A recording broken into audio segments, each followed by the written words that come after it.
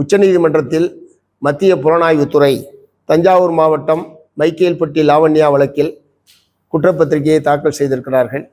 2022ஆம் ஆண்டு ஈர பேனாக்கி பேனை பெருமாளாக்கிறதுன்னு சொல்லுவாங்க.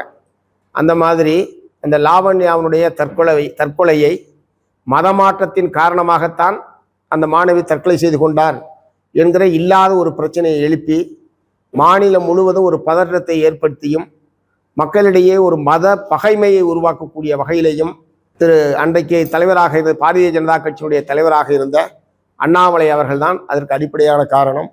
தலைவர் என்கிற முறையில் அவருடைய பேச்சை கேட்டு தமிழ்நாட்டில் உள்ள பல்வேறு சங் பரிவார அமைப்புகளும் இதை ஒரு பெரும் பிரச்சனையாக மாற்றினார்கள்.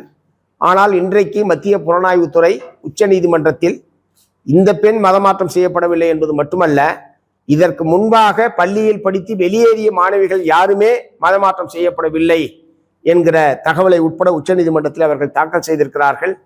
ஆகவே பொய்யான பிரச்சாரத்தை மேற்கொண்டு மக்கள் மத்தியிலே பகைமையை உருவாக்கக்கூடிய நடவடிக்கையில் ஈடுபட்ட பாரதிய ஜனதா கட்சியினுடைய தலைவர் அண்ணாமலை தமிழ்நாட்டு மக்களிடம் பகிரங்கமாக மன்னிப்பு கேட்க வேண்டும் என்று மார்க்சிஸ்ட் கம்யூனிஸ்ட் கட்சியின் சார்பில் நாங்கள் வற்புறுத்த விரும்புகிறோம். இரண்டாவது, இந்த மாதிரியான ஒரு பிரச்சனையை எழுப்பி ஒரு பெரும் பதற்றத்தை உருவாக்கிய குற்றத்திற்காக தமிழ்நாடு அரசாங்கம் அண்ணாமலை அவர்கள் மீது சட்டப்படி நடவடிக்கை எடுக்க வேண்டும் என்று நான் வற்புறுத்தி கேட்டுக்க விரும்புகிறேன். இரண்டாவது, சென்னையில் நேற்றைய தினத்திலிருந்து மாற்றுத்திறனாளிகளுடைய போராட்டம் என்பது நடைபெற்று வருகிறது. அவர்கள் ஆந்திராவை போல தமிழ்நாட்டில் இருக்கக்கூடிய அனைத்து மாற்றுத்திறனாளிகளுக்கும் அவரவர்களுக்கு உரிய பாதிப்புகளுக்கு ஏற்ப அந்த மாதாந்திர பராமரிப்பு உதவித்தொகையை உயர்த்த வேண்டும் என்கிற கோரிக்கையை முன்வைத்து தொடர்ச்சியாக போராடி வருகிறார்கள். திராவிட முன்னேற்ற கழக அரசாங்கம் அமைந்ததற்கு பிறகு 2022ஆம் ஆண்டு ஒரு 500 ரூபாய் என்பது அனைத்து மாற்றுத்திறனாளிகளுக்கும் உயர்த்தப்பட்டது. கடந்த 3 ஆண்டு காலமாக எந்த விதமான உயர்வும் வழங்கப்படவில்லை. அதே மாதிரி மற்ற மாநிலங்களோடு ஒப்பிடுகிற போது இந்தியாவிலேயே மாற்றுத்திறனாளிகளுக்கு மிக குறைவான பராமரிப்பு தொகை வழங்கக்கூடிய ஒரு மாநிலமாக தமிழ்நாடு இருக்கிறது என்பதை நான் தமிழ்நாட்டினுடைய அரசுடைய கவனத்துக்கு கொண்டு வர விரும்புகிறேன். ஆகவேதான் அவர்கள் பெற்றுக்கொண்டிருக்கக்கூடிய பராமரிப்பு உதவித்தொகையை உயர்த்த வேண்டும் என்பதுதான் ஒரே ஒரு கோரிக்கை. ஆனால் நேற்றைய தினம் அந்த கோரிக்கையை முன்வைத்து போராடியவர்களை நள்ளிரவில் பேருந்துகளில் ஏற்றி மண்டபத்துக்கு கொண்டு செல்வதாக சொல்லி மண்டபத்துக்கு கொண்டு செல்லாமல் 20 பேருந்துகளில் பல்வேறு சென்னை மாநகரத்தினுடைய பல்வேறு பகுதிகளுக்கும் பிரித்து இரவில் பல மணி நேரங்கள் அலைக்கழித்து ஒரு மிகப்பெரிய மனித உரிமை மீறல் நடவடிக்கையில் தமிழ்நாடு காவல்துறை என்பது ஈடுபட்டது என்பது வன்மையான கண்டனத்துக்குரியது. அதற்கு காரணமான காவல்துறை அதிகாரிகள் யாராக இருந்தாலும் அவர்கள் மீது நடவடிக்கை எடுப்பதற்கு தமிழ்நாடு அரசாங்கம் முன்வர வேண்டும் என்று மார்க்சிஸ்ட் கம்யூனிஸ்ட் கட்சியின் சார்பில் நான் வற்புறுத்த விரும்புகிறேன். காவல்துறையின் இந்த அணுகுமுறைக்கு வன்மையான கண்டனத்தை தெரிவிச்சுக்கிறேன். அதே மாதிரி இந்த மாதாந்திர பராமரிப்பு உதவித்தொகையை உயர்த்துவது என்பதுதான் இந்த போராட்டத்தை சுமூகமாக முடிப்பதற்கான ஒரே வழி.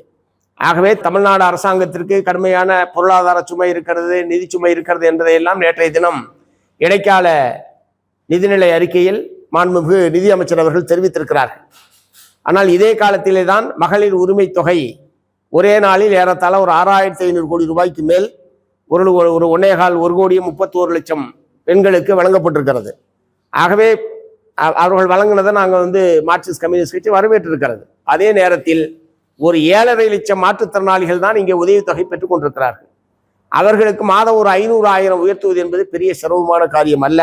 ஆகவே தமிழ்நாடு அரசாங்கம் இந்த மாற்றுத்திறனாளிகளுடைய கோரிக்கையை பரிசீலித்து உடனடியாக பராமரிப்பு உதவித்தொகையை உயர்த்துவதன் மூலமாக இந்த போராட்டத்தை முடிவுக்கு கொண்டு வருவதற்கு முன்வர வேண்டும் என்று மாண்புமிகு முதலமைச்சர் அவர்களை வேண்டி கேட்டுக்க விரும்புகிறேன்.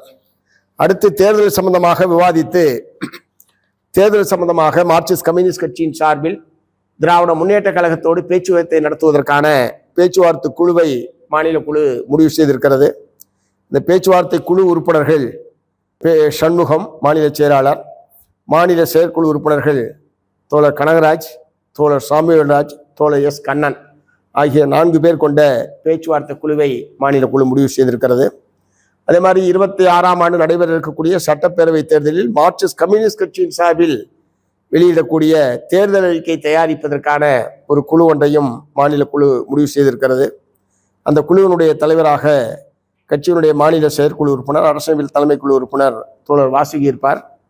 அவர்களுடன் சேர்ந்து என் குணசேகரன், டி ரவீந்திரன், ஜி சுகுமாரன், முத்துக்கண்ணன் ஆகிய செயற்குழு உறுப்பினர்கள் உள்ளிட்டு அந்த தேர்தல் அறிக்கைக்கான குழுவையும் மாநில குழு இறுதிப்படுத்தியிருக்கிறது. தேர்தலை பொறுத்த வரைக்கும் ஏற்கனவே நாங்கள் எங்களுடைய மாநில குழு முடிவாக தெரிவித்திருப்பதைப் போல பிஜேபி அதிமுக அணியை வரக்கூடிய சட்டப்பேரவை தேர்தலில் தோற்கடிப்பது என்பதுதான் எங்களுடைய முதன்மையான கடமை. அதற்குரிய முறையில் எங்களுடைய தேர்தல் பணிகள் என்பது இருக்கும். அதே நேரத்தில் தமிழ்நாடு சட்டப்பேரவையில் மார்க்சிஸ்ட் கம்யூனிஸ்ட் கட்சியினுடைய சட்டமன்ற உறுப்பினர் எண்ணிக்கையை உயர்த்த வேண்டும். அதற்கேற்ப போட்டியிடக்கூடிய தொகுதிகளுடைய எண்ணிக்கையும் அதிகப்படுத்தி போட்டியிட வேண்டும் என்பதையும் மாநில குழு என்பது முடிவு செய்திருக்கிறது.